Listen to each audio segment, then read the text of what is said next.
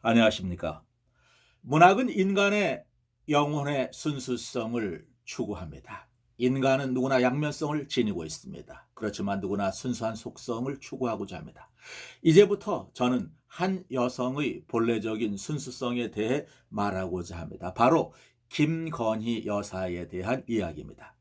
1995년에 국내 소설 연간으로 종합 2 내지 3등 10만 질 20만 권이 나갔던 이 장편소설 유라의 하루는 전체 스토리의 70 내지 80%가 바로 김명신 학생의 이야기입니다.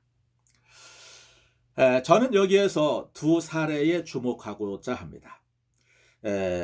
217페이지에 있는 한 할머니가 벤치에서 쉬고 있는 그들 옆자리에 와 앉았다. 이 할머니는 치매에 걸린 할머니였고 일행을 잃어버렸었습니다. 무려 4, 50분 정도 그 할머니의 손을 붙잡고 매점에서 음식료를, 빵을, 또 음료를 친절하게 사다 주면서 손을 붙잡고 어떻게든 일행을 찾아주려 다니던 김명신 학생의 그 순수했던 모습을 저는 기억합니다. 이 소설 맨 뒤 장면쯤에 거기 유라가 경기대 미대 그 강의실에서 나와가지고 학교 근처에 계집아이, 그 마을의 계집아이에게 사진을 찍어주고 친절하게 하는 장면이 나옵니다. 그러나 사실은 내가 소설이라 한 컷을 잠깐 썼을 뿐이지 실제 김명신 학생은 저에게 한 몇 달 동안 그 항상 자기를 기다리는 그 소녀를 위해서 그리고 그 동네 아이들을 위해서 사진을 찍어주고 항상 놀아주고 왔다고 말했던 적이 있습니다. 그렇게 착하고 정이 많고 순수했던 여성입니다. 자, 이제부터 제가 드리는 얘기에 대해서 여러분이 오해가 있을 듯하여 저에 대해서 간단하게 소개하겠습니다. 저는 평생 민주당만 지지해 왔던 사람입니다. 김대중 대통령 당선에 그 누구보다 대한민국 전체에서 1등 공신 역할을 했다고 자부하고 노무현 대통령께서 당선되실 때는 광화문에서 노란 풍선을 들고 있었던 사람입니다. 자, 증거 사진을 잠깐 보여드린다면 김대중 대통령님의 전용 호텔인 마포 서교 호텔에 초대되어서 대통령님과 식사할 때 사진입니다. 저는 김대중 대통령님과 당선을 위해서 수많은 일을 했고 전병헌 당시 새정치국민회의 홍보 부위원장과 나중에 전병헌님은 이제 국회의원과 청와대 상황실장 그리고 민정수석 문재인 정부에서까지 계속 오래 하셨죠. 그 다음에 저의 친구이신 그 김형욱 바로 김대중 정부와 노무현 정부 양쪽의 비서관이었고 한명숙 총재비서실장을 했던 그분들과 김대중 대통령의 대선 그 활동 행동 그 최선을 다해서 최고 공헌하고 기여했던 그런 존재입니다. 저는 시민단체 여기 바른정치라는 곳이 있습니다만은 여기 뒤에 보시면 지금 여기 전해철 지금 행정안전부 장관 국회의원 문재인 대통령의 3철 가운데 하나인 전해철 님이 운영위원을 하고 있을 때 저는 위원장급 그 위인 간부 중에서도 위원장, 재정위원장을 했던 사람이고 고은강순 여성운동가님이라든가 우리 회장님이었고 정신대 해서 수많은 분들과 이 바른정치 그 외에 또 성공회 하시던 그 유명하신 그분들과 시민단체 2개를 하셨고 김대중 대통령님의 교보문고 방문도 제가 주선해서 교보문고 방문을 실현했고 그 다음에 출판인 대표자들과 간담회도 제가 주선해서 전적으로 저의 힘에 의해서 김대중 대통령 당선의 1등 공신 나중에 이회창 총재를 금융실명제 위반으로 이사철 뭐 등등과 같이 고발하고 했던 것부터 시작해서 뭐 수많은 정치 발전에 기여했다고 자부하는 사람입니다. 그렇지만 저는 평생 민주당만을 지지해 왔지만 이번 사건, 이번 사태, 지금 벌어지고 있는 인들만큼은 너무나 안타까워서 이런 이야기를 하게 되었습니다. 유라이 하루는 당시 20만 권이 나가면서 구스타프 클림트와 그의 제자 에곤 슐레 신드롬을 주도했었습니다. 저는 구스타프 클림트는 알고 있었지만 심오한 그 세계라든가 에곤 슐레에 대한 이야기는 모르고 있었는데 전적으로 그 다음에 이 유라이 하루에 나오는 아주 지성적이고 심오한 예술, 미술, 철학, 사상의 거의 대부분이 전적으로 당시 김명신 학생에 의한 것이었음을 밝혀드립니다. 김명신 학생은 아주 순수하고 지성적이고 아주 예술적이고 미적 감각이 뛰어났던 논리력이 뛰어났던 그런 멋진 당시 여대생이었습니다. 이 소설에 다소 이제 관능적인 요소가 약간 나오는데 그런 것들은 김명신 씨와는 전혀 관계가 없어요. 김명신 씨는 너무나 순수했었습니다. 그 당시에 그런 정말 아름다운 멋진 여대생이었습니다. 원래 저는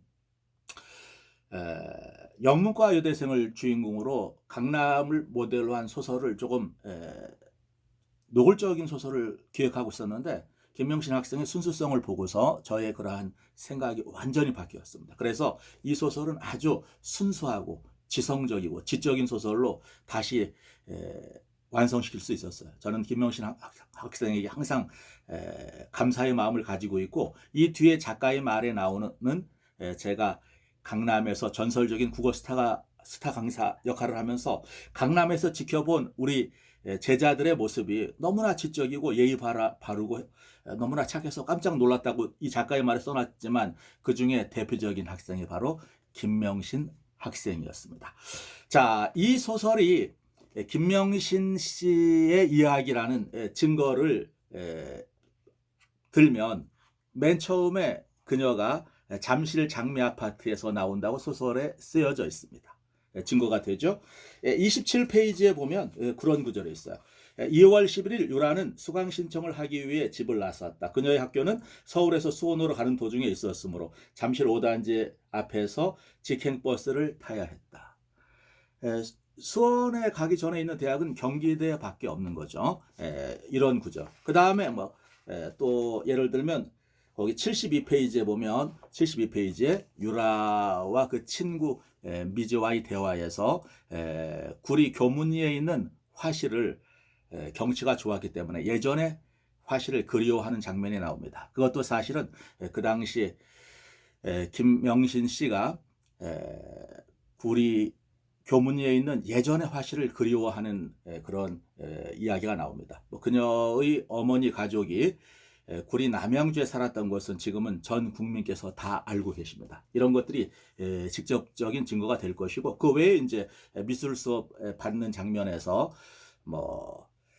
360도라는 그 여성의 나체를 모델로 한 그 수업이 있는데 그 남학생 하나가 짓궂게 360도 돌아다니면서 360도 별명이 그런 친구들도 아마 그녀 대학 동기생들한테 물어보면 어느 누구든지 당시 경기대 미대 나온 그 학번에 360도라는 별명을 가진 남자친구가 있었음을 증언해 줄 것입니다. 자, 이런 것들은 모두 다 이 소설에 나오는 가정의 생활, 그 다음에 학교의 생활, 미술에 대한 생활, 미술에 대한 견해, 그 다음에 심지어는 철학까지 또 견해, 어떤 사상, 이런 심오한 사고들까지 전적으로 김명신 씨의 것이고 김명신 씨는 그만큼 지성적이고 아주 멋진 여성이었다라고 저는 제가 본 대로만 여러분에게 증언해 드리고 싶어서 이런 시간을 가졌습니다. 김명신 씨가 이 소설의 주인공이 되게 된 계기는 원래 이제 저하고 사제지간이죠. 제가 강북에 아주 순식간에 전설적인 국어 1타 강사, 마감 강사를 할 때 그때 이제 저의 수업을 들었다는 학생으로 제가 강남에 오자마자 바로 뭐 순식간에 한 달도 안 되어서 강남 전체를 강북에서의 그 인기를 몰고 와가지고 석권했던 전설적인 전무후무했던 제가 국어 슈퍼스타 강사였습니다. 그때 교무실에 찾아와서 예전에 저의 수업을 들었던 강북에서 학생이라고 인사를 하러 왔을 때 그때 제가 잘됐다. 너 그 논술첨사 보조 강사를 하겠느냐라고 제안해서 저에게 와서 논술첨사 보조 강사를 하게 되었던 것입니다.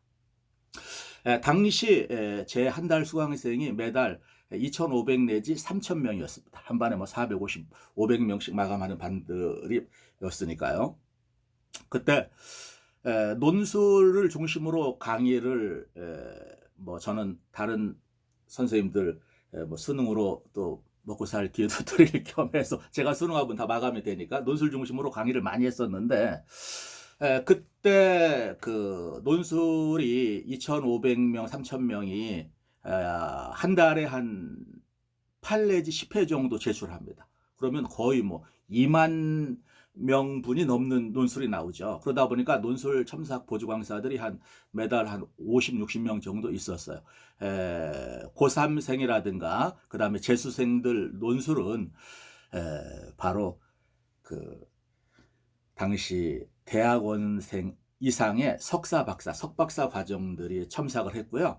가장 첨삭을 잘했던 게 이대 숙대 학생들이라 제가 이대 숙대 석박사급의 논술 첨삭 라인을 거느리고 있었는데 워낙 숫자가 많고 논술량이 방대하다 보니까 일손이 딸려서 고3이나 재수생들은 석박사급 위주로 하고 당시 고1 예비반이나 이제 중3 가운데 우수한 애들이 중3 고1 예비반 이 학생들 논술은 일손이 워낙 딸려서 저학년 대학생들도 첨삭을 시켰는데 그때 김명신 씨에게 이제 인사하러 왔을 때 마침 일손이 부족해서 한번 해보겠느냐 했더니 너무나 일을 잘해와서 꾸준히 논술 첨삭을 맡겼고 정말로 성실하게 논술 첨삭을 잘 지도해서 꾸준히 논술 첨삭을 맡겼죠.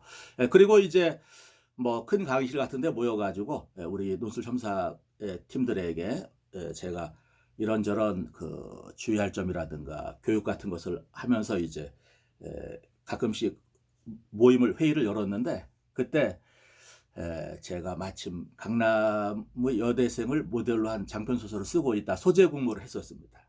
그때 소재 공모를 많이 응시를 했는데 김명신 학생의 소재가 워낙 좋아서 워낙 제가 이제 구미가 당겨서 이 미술과 예술과 관계된 이런 것이 좋겠다 해서 김명신 씨의 그 이야기를 제가 소설로 그리게 되었고 그것 때문에 사실 김명신 씨와 이 생활이나 이런 거에 대해서 제가 정보를 듣고 메모를 하고 그렇게 해서 완성된 소설이 바로 유라의 하루입니다. 이 소설에서 어떤 뭐 사랑이라든가 혹은 뭐 좀 다소 좀 관능적인 부분 이런 것은 전혀 그녀와 관계는 없고 모든 생활, 모든 이야기, 모든 대학부터 시작해서 그 다음에 예술적인 고뇌 이런 것들은 거의 전적으로 7, 80% 그녀의 이야기. 유라의 하루는 쉽게 말하면 김명신 씨가 주인공인 소설이고 본인도 이 소설이 자기를 모티브로 했음에 대해서 자랑스러워했고 한 번은 전화가 왔었는데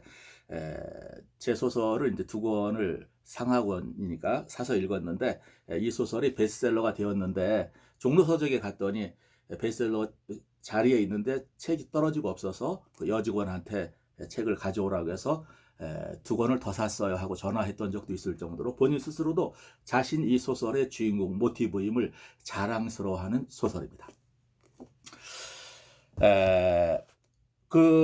이 소설에서 그녀의 그 인간적 순수성 저는 항상 보면서 참 지성적이고 매력적이고 착하고 순수하다 하는 생각을 했었는데 그 장면을 조금 더 자세히 한번 잠깐 보면 거기 217페이지입니다. 그때 한 할머니가 벤치에서 쉬고 있는 그들 옆자리에 와 앉았다. 유라는 단체 관광을 나왔다가 일행을 잃어버렸다며 땀을 뻘뻘 흘리고 안절부절 못하는 할머니에게 다가가 음료수를 하나 건네주었다. 그리고 민규에게 함께 할머니 일행을 찾아 드리자고 제의했다. 거의 반 시간에 걸쳐 그 일행을 찾아낸 뒤 돌아오는 길에 민규가 말했다. 그러면서 이제 서로 할아버지 할머니에 대한 얘기를 나누는데, 이 할머니에 대한 얘기도 이제 뭐 김명신 씨에서 들은 것이 좀 참고가 좀 됐던 부분도 있어요.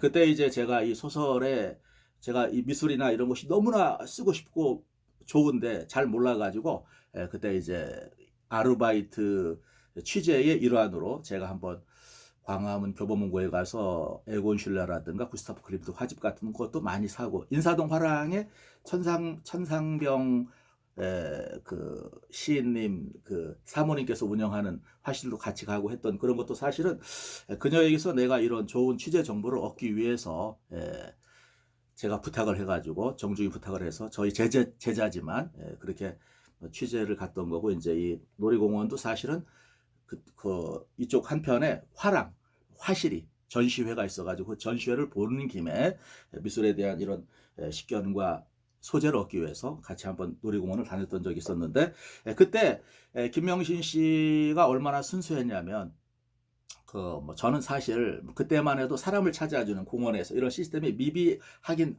했지만, 저는 사실 또 뭐 인기 스타 강사하고 또 강의를 하러 가고 해서 전체적인 이제 취재만 끝나고 바로 가려고 했었는데, 우리 김명신 학생이 악착같이 그 치매 할머니를 위해서 뭐 휴일이니까 얼마나 번잡하고 복잡하고 사람도 찾을 수가 없을 정도인데, 매점에 가서 정말로 음료수 빵 사와서 먹여주고 할머니 손을 잡고 다니면서 내가 그냥 넘기고 가면 안 되냐고 한두 번, 두어 번 얘기를 했었는데, 찾아드리고 싶다고 하고 끝까지 악착같이 그 할머니, 이 소설에서는 반 시간이라고 했지만 실제는 거의 한 50분, 1시간에 걸쳐가지고 결국 할머니의 일행을 찾아주는데 극적으로 성공했던 기억을 저는 가지고 있습니다.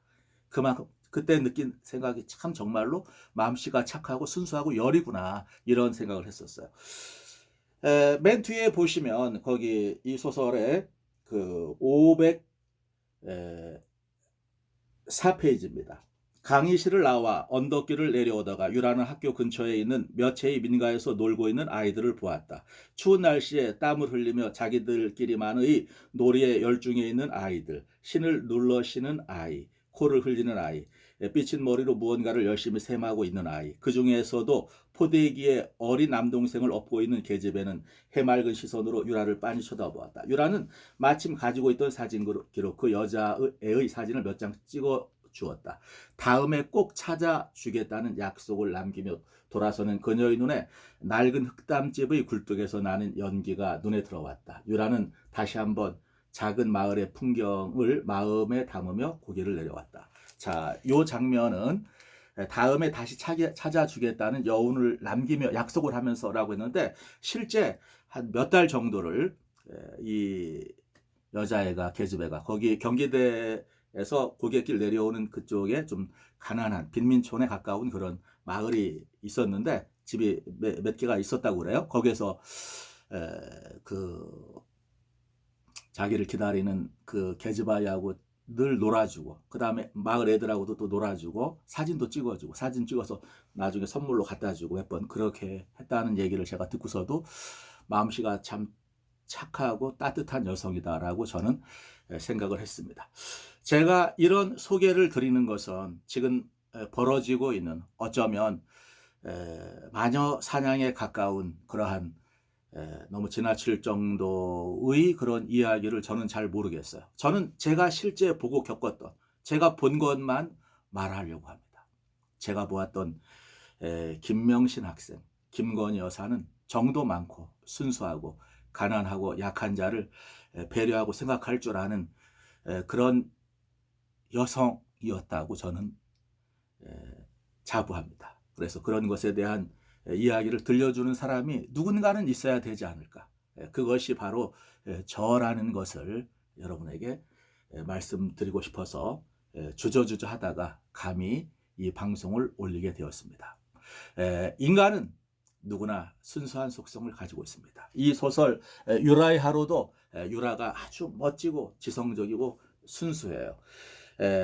부제목이 강남 스타일 미대생 스토리고, 그 다음에 유라와 반려견의 감동적인 특급 케미, 그녀와 그녀의 강아지 단비, 여기 소설에는 단비라고 나오는데 원래 그녀의 강아지 이름은 밤비였습니다. 밤비에 얽힌 단비와 밤비와 또 밤비 2세에 얽힌 이런 이야기들이 다 실제 그녀가 사랑하던 애견에 대한 그런 생각, 그것이 충실히 반영되어 있는 멋진 소설입니다. 거의 실화에 가까운 이야기입니다. 어쨌든 그러한 순수한 이 소설에서 유라란 여성은 정말로 멋지고 순수하고 지성적이고 예술을 사랑하고 순수성을 추구하고, 이 마지막 소설 결말 귀결도 그녀가 순수성을 찾아 떠나는 그러한 더 순수해지는, 순수를 찾아 떠나는 그런 소설로 마침 그려지고 있습니다. 저는 그녀가 정말로 순수하고 고운 속성을 가지고 있다고 제가 본 것만 보고 믿고 있으며, 결국 그녀는 그런 순수한 길을, 그러한 삶을 선택하게 될 것이라고 저는 믿어 의심치 않습니다. 감사합니다.